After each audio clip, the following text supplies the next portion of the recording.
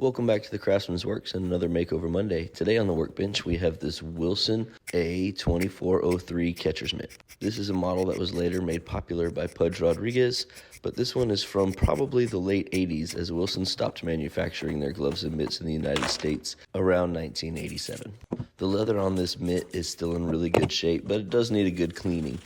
So it doesn't need a whole lot of work, just a good cleaning, repainting the lettering, and then you should watch at the end the way the glove salve really brings this leather back to life. The customer chose two-tone black and gray laces, which look really sharp on it, and it really helps the black lettering that we repaint stand out. Now go ahead, kick back, relax, and enjoy the restoration of this Wilson A2403.